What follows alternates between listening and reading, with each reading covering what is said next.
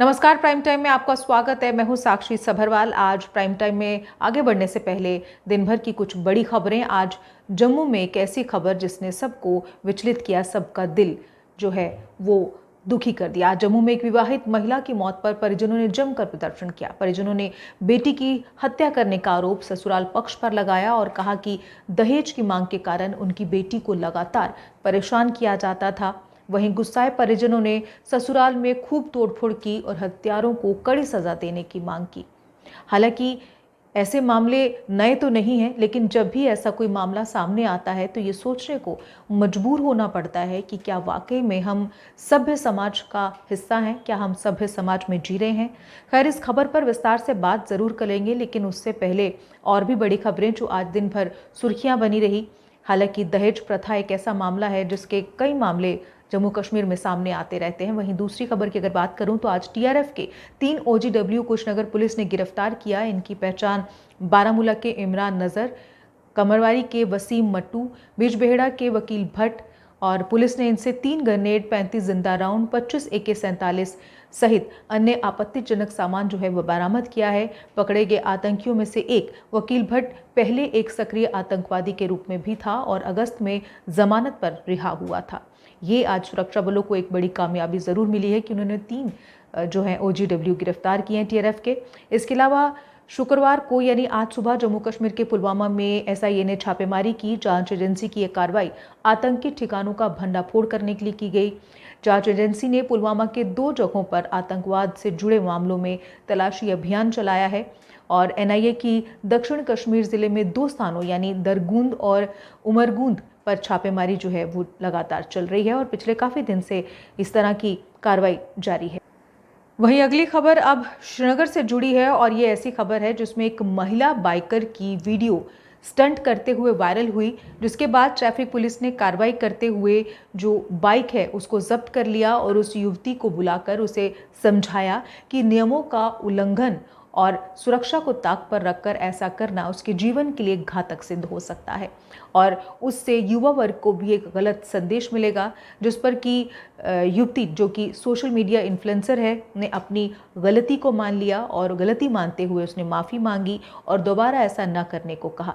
दरअसल इस युवती की बाइक चलाते वक्त स्टंट करते हुए एक वीडियो वायरल हुई, जिसको देखने के बाद एक ट्विटर यूजर जहांगीर अली ने एक ट्वीट किया था जिसमें उन्होंने लिखा था कि ये है सलीका मलिक। सलीका एक कश्मीरी सोशल मीडिया इन्फ्लुएंसर हैं।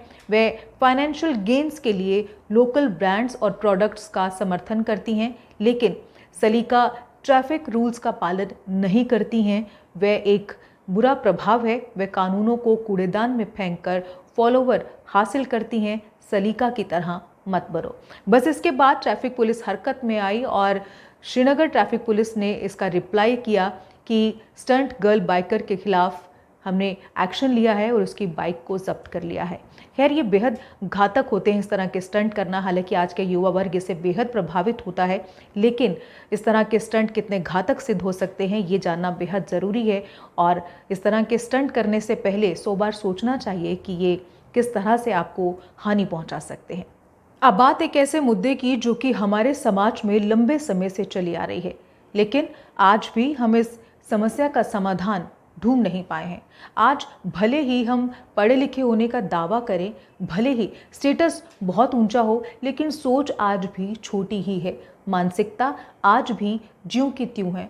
आजकल किसी भी अखबार या सोशल मीडिया प्लेटफॉर्म पर दहेज मृत्यु यानी डॉरी डेथ का समाचार हमें ज़रूर देखने को मिलेगा। कहने के लिए हमने बहुत सारी प्रगति की है, डेवलपमेंट की है, पर हमने अपने समाज को नहीं बदला है।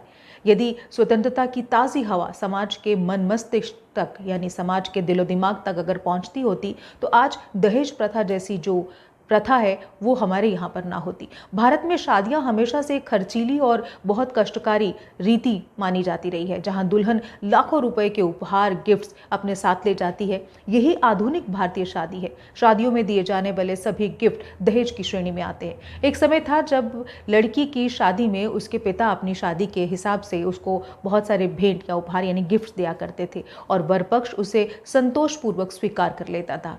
दहेज का ये रूप हमारी संस्कृति का एक आदर्श और मंगलमय पहलू था, लेकिन तब दहेज आज कन्या पक्ष के शोषण का माध्यम बन गया है। कहीं ये शोषण नकद धनराशि यानी कैश के रूप में होता है, तो कहीं आभूषणों यानी ज्वेलरी गोल्ड के रूप में होता है। कहीं लड़के की पढ़ाई के खर्च के रूप में दहेज वसूल किया जाता है, तो कहीं दहेज जगह, जमीन, मोटर कार, स्कूटर या अन्य रूप में लिया जाता है। इसका तरीका कोई भी हो, टाइप कोई भी हो, लेकिन दहेज के लेन देन के बिना कन्या की डोली यानी बेटी की डोली नहीं चढ़ती है। यही कारण है कि आज दहेज देश में एक बड़ी समस्या का रूप ले चुका है। आजकल अपेक्षित दहेज न मिलने पर दुल्हन को कई प्रकार के ताने सुनने पड़ते हैं, अनेक प्रकार की शारीरिक और मानसिक यातनाएं झेलनी पड़ती हैं। ज़्यादातर मामलों में तो दुखी दुल्हनें खुद को यानी स्वयं ही आत्महत्या कर लेती हैं, सुसाइड केसेस बढ़ते हैं और कुछ की हत्या तक कर दी जाती है। आज ऐसा ही मामला जम्मू में तब देखने को मिला। इस मामले में किसी नवविवाहिता की नहीं बल्कि उसकी शादी को 5 साल हो चुके थे जिसकी जान गई है, लेकिन दहेज उसके लिए अभिशाप और दुख का कारण बना हुआ था, जिसका खमियाजा उसको अपनी जान देकर भरना पड़ा। और अब उम्र भर एक दूध मुहा बच्चा यानी 8 महीने का बच्चा खमियाजा भरेगा, जो अपनी माँ के लिए तरसता रहेगा, क्योंकि जिसको अपनी गोद में सुलाने वाली माँ हमेशा के लिए मौत की गोद में सो चुकी है। दरअसल कुंजवानी की प्रिया चिप का शव उसके ससुराल में फंदे से झूलता कल मिला था। इसके बाद प्रिया के परिजनों ने जमकर प्रदर्शन किया और ससुराल में उनकी बेटी की हत्या का आरोप लगाया और बताया कि कैसे पिछले 5 साल से उनकी बेटी को दहेज के लिए परेशान किया जाता था, जबकि उनकी हर मांग को जैसे कैसे पूरा किया जा रहा था। बावजूद इसके उसकी हत्या कर दी गई, ये परिवार का आरोप है। खैर, आज इसको लेकर सिद्रा में सड़क मार्ग जाम किया गया, सारे सामान को आग के हवाले कर दिया गया जो कि दहेज के रूप में दिए गए थे। हालांकि गुस्साए परिजन ससुराल घर को जलाने पर भी आमादा थे, क्योंकि उन्होंने अपनी बेटी को खो दिया था। दहेज की प्रथा इतनी प्रबल हो गई है कि लोगों में इसके विरोध में आवाज़ उठाने की मानो शक्ति ही नहीं है। दहेज के खिलाफ बोलने वाली लड़कियां मूर्ख या पागल समझी जाती हैं। सबसे ज़्यादा दुख तो इस बात का है कि हमारे समाज का प्रगतिशील शिक्षित वर्ग भी दहेज को अपना समर्थन देता है, चाहे वो किसी भी तरह से हो। दहेज प्रतिबंधक कानून समाज पर अपना खास असर नहीं डाल पाते। ये घृणित दहेज प्रथा हमारे समाज के लिए एक ऐसा अभिशाप हो गई है जिससे मुक्त होना मुश्किल है।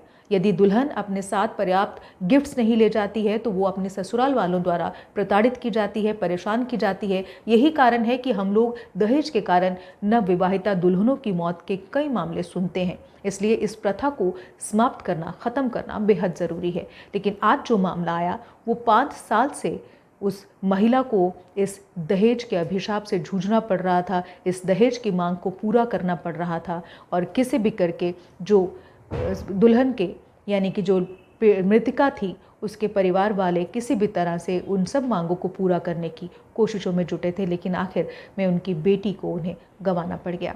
जब हॉस्पिटल चले गए, जब मॉर्चरी में लड़की पहुंच गई उनको करके उसके बाद में फोन करते हैं कि आओ 2 मिनट, लड़की आपकी ठीक है नहीं, आओ। जब ये लोग हॉस्पिटल पहुंचे हम लोग, उन्होंने उल्टा इन पे हमला कर दिया, जिसमें एक को तो बाजू पे भी लगी है। फिर उसने फोन किया कि यहाँ पे तो मर्डर हो गया हुआ, सभी पहुंचो। जब हम पहुंचे, लड़के का जो बाप है वो तो जी कोमा में चला गया। जब हमने पुलिस वालों को पूछा कि सर अभी तक आपने कोई अरेस्ट किया? नहीं जी हम कर रहे हैं, अभी ऐसे कर रहे हैं, वो बंदा कोमा में है। मैंने कहा हम वो कोमा में, इधर मर्डर हो गया हुआ है, हम लोग मोर्चरी के बाहर खड़े हैं, हम लोग कुछ नहीं कर रहे, अभी पर्चा लगा है। नहीं जी हम कार्रवाई कर रहे हैं।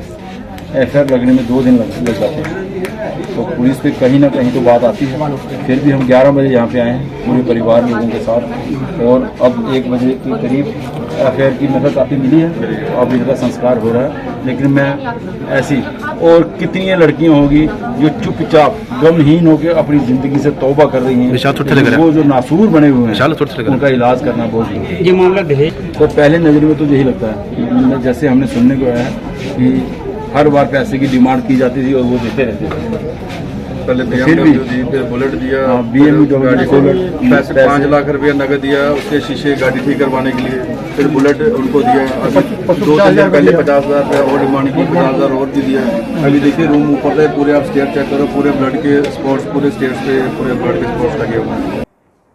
ज़रूरत है कि इस प्रथा को ख़त्म किया जाए। इसके लिए हम सबको आगे बढ़ना होगा और इस प्रथा को ख़त्म करना होगा। ये मामला सिर्फ जम्मू का ही नहीं था, बल्कि जम्मू कश्मीर यानी कश्मीर से भी हमें कई ऐसे मामले देखने और सुनने को मिलते हैं जहां बेटियों को सिर्फ दहेज के लिए अपनी जान गंवानी पड़ती है। खैर, आज के प्राइम टाइम में बस इतना ही। उम्मीद है कि इस मामले के बाद कहीं ना कहीं हमारे समाज में कोई तो जागेगा और इस समस्या से हमें मुक्ति मिल पाएगी। आज के प्राइम टाइम में बस इतना ही। मुझे दीजिए इजाजत। नमस्कार।